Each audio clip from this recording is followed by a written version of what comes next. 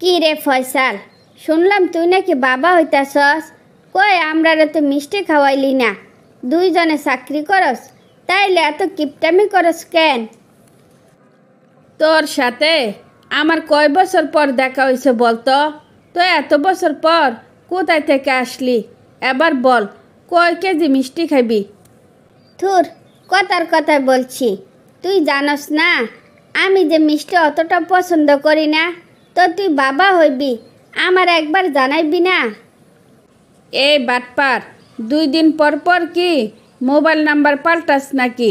বারে একবার কথা বললে দ্বিতীয়বার আর কল যায় না। তুই কি অদ্ভুত রে। আমার জামাই হয়েছে একটা হারামি।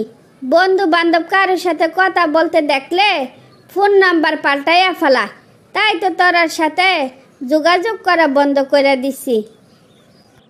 আমি আর আমার বউয়ে বালা কেউ কারোর ব্যাপারে কোনো ইন্টারফেয়ার করি না।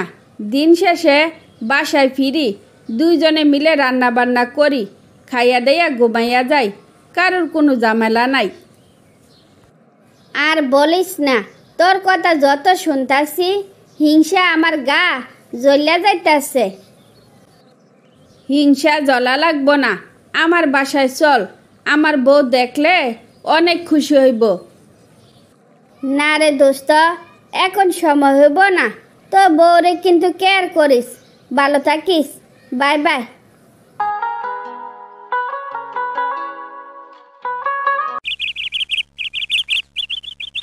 ভাবি, তোমার সাথে ঝগড়া করতে আসছি। তোমার জামাই দাওয়াত দেওয়ার পর আমার সাথে আর যোগাযোগ করে না। ফোনটা পর্যন্ত বন্ধ করে দিছে। কি ভাবি, তোমার মন খারাপ কেন? তোমার ভাই তো 1 বছর আগে মারা গেছে। উনি তোমার ফোন রিসিভ করবে কিভাবে? এতদিন হইয়া গেল, কই কেউ তো আমার একবার জানাইল না কি হয়েছিল ওর, কিভাবে মারা গেল। বাইকে করে অফিসে যাওয়ার সময় অ্যাক্সিডেন্টে মারা গেছে। হসপিটালে নেওয়ার সুযোগও পাই নাই। তোমার বাবুটা কেমন আছে? কিভাবে চলাফেরা করো? ওরে কে দেখাশোনা করে? জীবনের সাথে লড়াই করে কোনো রকমে বেঁচে আছি। জানি না কতদিন এভাবে টিকে থাকতে পারবো। মেয়েটারে কতক্ষণ রাখি ওই জনের কাছে, আবার কতক্ষণ রাখি এই জনের কাছে।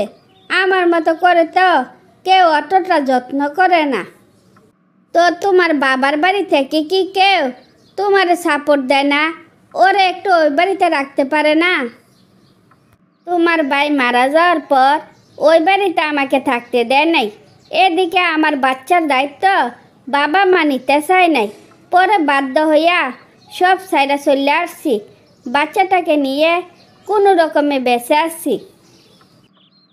যদি তুমি তোমার স্বামীর শেষ স্মৃতি নিয়ে বেঁচে থাকতে চাও, কে তোমার সাপোর্ট না দিলেও আমি তোমার সব দিক থেকে সাপোর্ট দিব। এখন থেকে তুমি টেনশন ফ্রি থাকবা। এত টেনশন ফ্রি থাকা লাগবো না।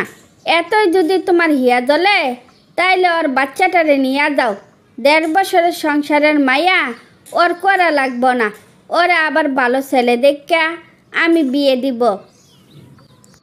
মা, এই 1.5 বছরের সংসারের মায়াটা বলতে আমার 150 কোটি বছর লাগবো। তাই অযথা চেষ্টা কইরা কোনো লাভ নাই। আমি আমার মেয়েটারে নিয়ে বাকি জীবনটা কাটাতে চাই। তোর জীবনের কি কোনো দাম নাই? জীবনটারে কি এত সহজ মনে করতাছস? রোগে সুখে পড়লে কে দেখাশোনা করব? মা, এ দুনিয়া যার কেউ নাই তার উপরওয়ালা আছে। আমার মেয়ে জন্মের আগে তার বাবারা হারাইছে, তাই বলে ওর মা বেঁচে থাকতে মাকে হারাবে? তা আমি কোনোদিনও হতে দিব না। এবার তুমি যাইতে পারো।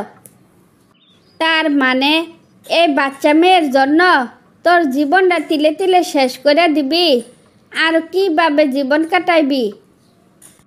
মা, আমি এই মেয়ে নিয়ে লড়াই করে বেঁচে থাকবো। মৃত্যুর আগ পর্যন্ত লড়াই করে যাব। মন চাইলে খবর নিও, আর মন না চাইলে বুল্লা যাইও। আমার কোনো অসুবিধা নাই। মা হইয়া আমি তোরে এভাবে সাইরা দিতে পারি না। অনেক চেষ্টা করেও তোর লড়াই থামাতে পারি নাই। তাই তোর বেঁচে থাকার লড়াইয়ে আমি তোর পাশে থাকব। তোর মেয়ে নিয়ে চল। এখন থেকে আমার নাতনি আমার কাছে বড় হইব। তারপর রিমি তার স্বামীকে হারানোর পর থেকে মেয়েকে নিয়ে বাকি জীবন কাটিয়ে দিল।